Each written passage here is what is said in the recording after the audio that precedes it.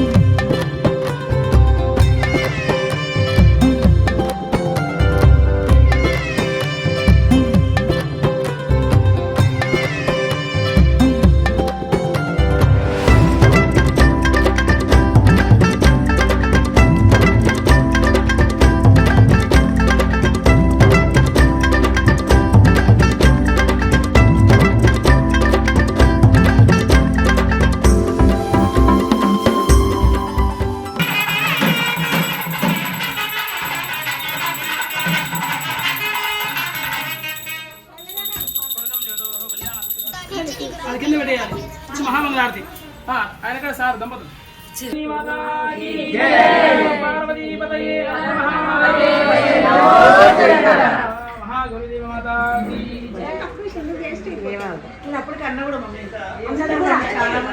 అందరంతా బిజీగా ఉంటే ఇక్కడ ఒకళ్ళు చూడండి గాయస్.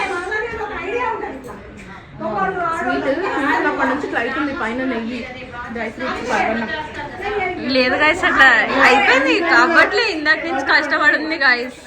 ఛాన్స్ దొరకగానే వచ్చేసింది, అందరూ సడేమిలాగా వేసేసింది గాయస్. చూడండి గాయస్, ఎంత బాగుంది అందుకే అయితలేదు. ప్రసాదం అయిపోయింది అక్కడ, కొంచెం ఉంది. అది మళ్ళీ నేను టేస్ట్ చేయను కానీ తినేస్తాను. Bye guys.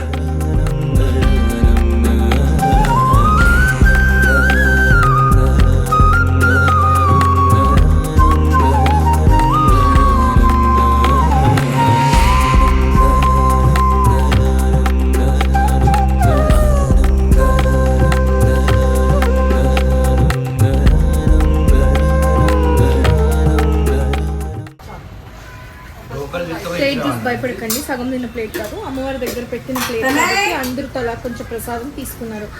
బూరె చేసింది మా మమ్మీ, పర్వణం చేసింది, పులిహోర చేసింది, గుత్తి వంకాయ, బిరకాయ పచ్చడి, ఆలు కాలీఫ్లవర్ కర్రీ, సాంబార్ అండ్ పెరుగు. ఇవన్నీ వీడియో తీద్దాం అనుకున్నాను, అవన్నీ బేసిక్గా గిన్నెలలో అందరూ ఫోన్ చేసి ఎలా గుర్తొచ్చింది వీడియో తీయలేదని అయిపోయినాయి. సో అట్లీస్ట్ ఈ ప్లేట్లో అమ్మవారికి పెట్టినవి అలా ఉన్నాయి కదా, అందుకని చూపిస్తాను. సో పక్కనే స్వామివారిది కూడా పసుపు కొడుతున్నాము అని అంటే మేము అక్కడికి కూడా వెళ్ళి స్వామివారు ఎలా ఉన్నారో చూద్దామని అక్కడికి కూడా వెళ్తున్నాం.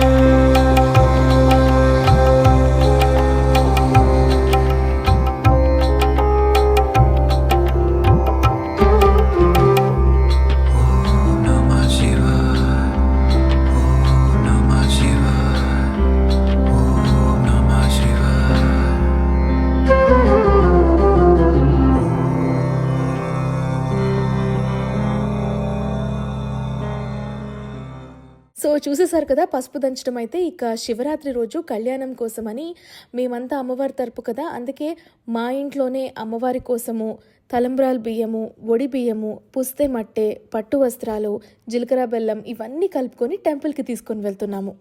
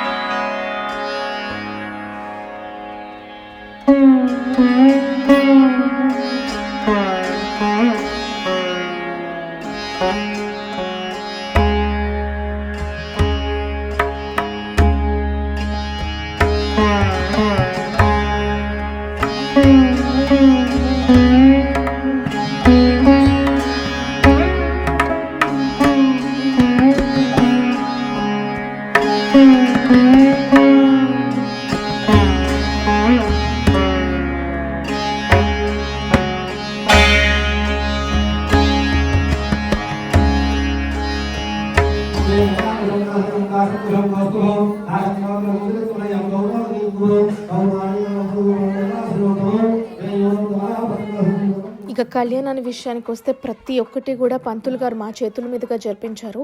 మాకు చాలా హ్యాపీగా అనిపించింది, చాలా ప్లస్డ్గా అనిపించింది. తలంబ్రాలు కానివ్వండి, తాలిబొట్టు, పుస్తే కూడా నేనే కూర్చి అమ్మవారి దగ్గర పెట్టడం జరిగిందనమాట. చాలా చాలా బాగా అనిపించింది.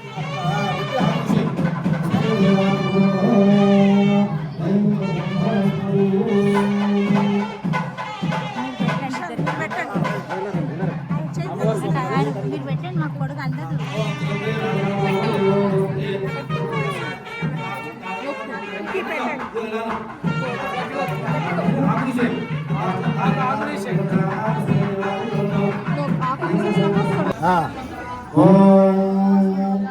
లోక సంరక్షణార్థం మాంగళ్యం కలిసే